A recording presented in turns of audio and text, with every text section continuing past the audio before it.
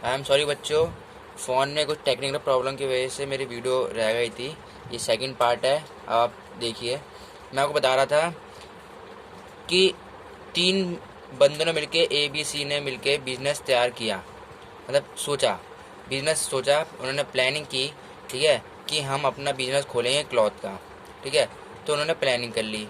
अब प्लानिंग करने के बाद कि भाई कंपनी किस तरह होनी चाहिए, किस तरह उसका स्ट्रक्चर होना चाहिए, उसके लिए एक बंदे को हायर किया ऑर्गेनाइजेशन के लिए। तो उन्होंने फिर बिजनेस ही बना लिया और उसका नाम रखा AK लिमिटेड। फिर तीसरा, स्टाफिंग, यानी कंपनी में मतलब कौन कौन सी पोस्ट पे कौन कौन से लोग जाएंगे, ठीक है, कौन कौन लोग किस किस पोस्ट पे काम करेंगे, या वर्कर्स को भर्ती करने के लिए, ठीक है, स्टाफिंग करने के लिए एक बंदे को उन्होंने रखा कि वो लोगों को भर्ती करे, नियुक्तिकरण करे लोगों के लिए। तो उसके लिए एक बंदा रखा। फिर भाई लोग क्या काम करना है, लोगों को मतलब वर्कर को क्या काम करना चाहिए, क्या काम नहीं करना चाहिए, उसके लिए भी एक बंदे को इन्होंने रखा, हायर किया, जिसका नाम था राज। और उसका काम क्या था, डायरेक्टिंग करना, यानी कि निर्देशन करना, लोग मतलब वर्कर को बताना कि आपको ये काम करना है, आपको ये काम करना है। फिर अगर बिजनेस में कोई भी किसी तरह की प्रॉब्लम होती है, ठीक है, लोगों को मोटिवेट करने के लिए कि वो लोग अच्छी तरह काम करें, या लोग कहीं धरने वरने में बैठ जाते हैं या कुछ भी, अगर कोई दिक्कत आती है कंपनी के अंदर, तो कंपनी को कंट्रोल करने के लिए, ठीक है, कंपनी को कंट्रोल करने के लिए भी एक बंदे को जो मालिक होते हैं वो रखते हैं। मान लो इन्होंने एक बंदे को और रखा जिसका नाम था हमारा, मान लो गोपाल नाम था इसका, ठीक है। और इसका काम क्या था, कंट्रोलिंग करना, कि ये कंपनी के सभी काम को कंट्रोल करे, वर्कर को कंट्रोल करे, ठीक है, कोई भी प्रॉब्लम है तो उसे कंट्रोल करे, यानी नियंत्रण करे, ठीक है। तो ये सभी जो कार्य होते हैं, ये किसके कार्य होते हैं, मैनेजमेंट के कार्य होते हैं। किसके कार्य होते हैं सभी, ये मैनेजमेंट के कार्य होते हैं। आपको पहले बताया था मैंने, मैनेजमेंट के कार्य हो। तो इसका मतलब अगर किसी बिजनेस के अंदर ये सभी पांचों कार्य सही तरीके से किए गए हो, सही तरीके से किए गए हो, तो वो कंपनी, जो भी उनका गोल होगा, जो भी उनका क्या होगा, जो भी उनका गोल होगा, मान लो इनका गोल होगा, मान लो इनका गोल था कि ये मोर प्रॉफिट करे, क्या करे, मोर प्रॉफिट कमाए। इसका ये मान लो इस कंपनी का गोल ये था, इस कंपनी का गोल क्या था कि ये मोर प्रॉफिट कमाए। तो मैं आपको कह रहा था कि अगर किसी कंपनी में ये 5 कार्य सही तरीके से किए जा रहे हो, ये 5 कार्य सही तरीके से किए जा रहे हो, यानी कि उसके अंदर मैनेजमेंट हो, कंपनी के अंदर मैनेजमेंट कह लो, अगर मैनेजमेंट कह लो, या ये 5 कार्य कह लो, ठीक है, तो वो अपने गोल को क्या कर पाएगा, अचीव कर पाएगा, अपने गोल को गेन कर पाएगा, ठीक है, यानी कि अपने गोल को वो प्राप्त कर लेगा, गेन कर लेगा, ठीक है।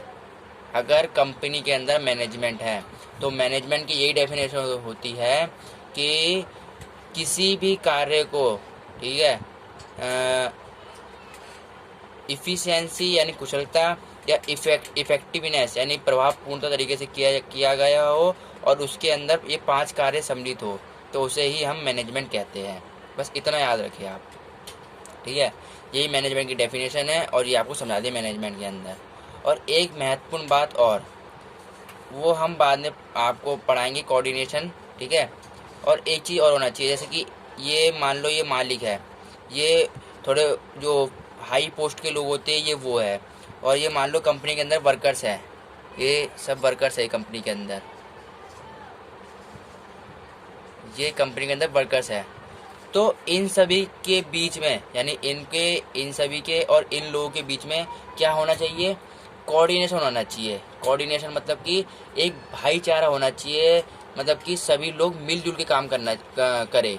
अगर उनके अंदर कोऑर्डिनेशन नहीं होगा तो ये कंपनी डूब जाएगी। तो कोऑर्डिनेशन उनके अंदर होना चाहिए, और इसके बारे में हम मतलब आगे के जब टॉपिक आएगा हमारा तब पढ़ेंगे, ठीक है। ये मैंने अभी बता दिया आपको वैसे, लेकिन मैं इसको बाद में अच्छे डीपली बताऊंगा। तो ये हो गया हमारा क्या, मैनेजमेंट। आपको आई होप ये आपको अच्छे तरह समझ में आया होगा। फिर अब हम इसके बाद बात करते हैं किसकी, कि प्रभावपूर्णता और कुशलतम। ठीक है, यानी इफेक्टिवनेस और इफिशियंसी होता क्या है। मैंने आपको बताया कि किसी भी कार्य को प्रभावपूर्णता और कुशलता से किया जाए तो वो मैनेजमेंट कहलाता है। लेकिन प्रभावपूर्णता और एफिशिएंसी है क्या, ठीक है, वो कई बच्चों को पता नहीं होता। तो मैं आपको बताता हूँ वो होता क्या है।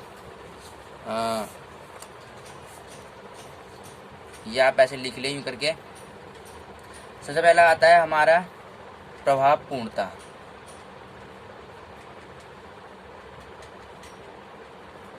जिसका मतलब होता है इफेक्टिवनेस। क्या मतलब होता है, इफेक्टिवनेस।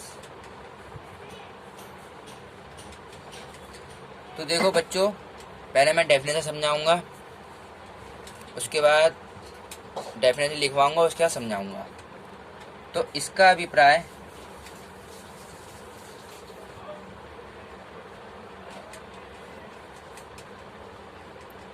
काम को समय पर पूरा करने से है, चाहे कितनी ही लागत क्यों ना आए।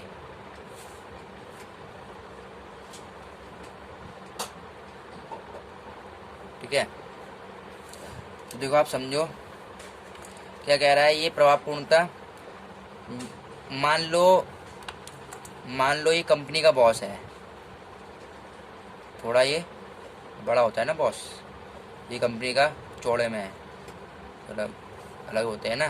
तो ये कंपनी का मान लो ये बॉस है, कौन है ये बॉस, और ये मान लो बेचारा पता थोड़ा सा एक वर्कर है। अब इसने इसको कोई काम दिया, इसने मान लो इसने इसको ये काम दिया। मान लो ये स्टाफिंग का बंदा है, किसका बंदा है ये, स्टाफिंग का। यानी कि कौन है स्टाफिंग का बंदा, राजू। मान लो राजू है। तो बॉस ने इससे कहा कि आप कंपनी में ऐसे मतलब अच्छी पोस्ट के लिए अच्छे लोगों को हायर करो। ठीक है, तो भाई इसका ये कर्तव्य बनता है कि ये बॉस के दिए हुए कार्य को कब पूरा करे, समय पर पूरा करे। इन्हें टाइम दे दे कि 1 महीने के अंदर मुझे अच्छी पोस्ट के लिए अच्छे लोग चाहिए। ठीक है, बॉस ने कहा राजू से। तो भाई राजू का एक कर्तव्य बनता है कि वो जो बॉस ने उसको काम दिया है उसको उस काम को वह टाइम पे पूरा करे। ठीक है, टाइम पर पूरा करे, चाहे उसको वो अच्छी पोस्ट के लिए लोगों को ढूंढने में कितने हैं पैसे क्यों ना लग जाए, उसकी टेंशन नहीं है बॉस को। ठीक है, राजू का तो भाई ये कर्तव्य बनता है कि वो बॉस के दिए हुए काम को टाइम पर पूरा करे। और अगर वो किसी अच्छी पोस्ट के लिए अच्छे पर्सन को ढूंढ रहा है तो उस पर्सन के लिए या पोस्ट के लिए चाहे उसको कितने पैसे क्यों ना लग जाए, कितनी लागत क्यों ना आ जाए, लेकिन उसको वो कार्य करना है। इसका मतलब क्या होता है, प्रभावपूर्णता, इफेक्टिवनेस। ठीक है, अब हम बात करते हैं दूसरे की,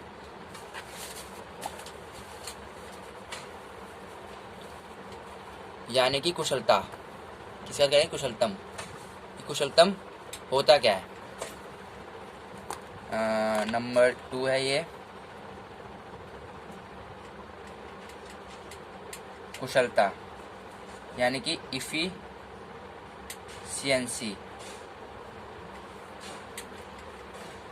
तो पहले डेफिनेशन लिखवाऊंगा, उसके बाद समझाऊंगा।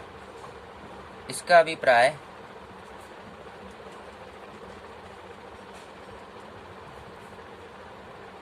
काम को न्यूनतम लागत पर पूरा करने से है। ठीक है, तो देखो अब इसमें मान लो भाई इसमें एक बंदा था, मतलब एक बॉस है, और ये एक बंदा है वही स्टाफिंग का, ये एक बंदा है स्टाफिंग का, वही राज नाम था ना उसका, स्टाफिंग का बंदा है ये। इसको ही वही काम दिया, इसको ही वही काम दिया, लेकिन बॉस ये चाहता है कि ये इस काम को इफ़िशियंसी से करे। बॉस चाहता है कि जो मैं राज को काम दे रहा हूँ बंदे ढूंढने के लिए, वर्कर ढूंढने के लिए, तो वो इस काम को इफ़िशियंसी तरीके से करे, यानी कुशलता तरीके से करे। तो इसका क्या अब महत्व बनता है कि ये काम को न्यूनतम लागत में पूरा करे। भाई टाइम पे तो करे, लेकिन कम पैसों में पूरा करे। ठीक है, कोई दिक्कत होगी, समस्या होगी कंपनी को किसी पैसे वैसे की फाइनेंस की, तो इसलिए बहुत चाहता है कि वो अपनी इफ़िशियंसी लगाकर लोगों को ढूंढे। तो यानी कि काम को न्यूनतम, यानी कम लागत कम पैसों में वो पूरा करे, काम को पूरा करे, टाइम पे पूरा करे, लेकिन कम लागत में पूरा करे। तो इसका मतलब क्या होता है? इफ़िशियंसी।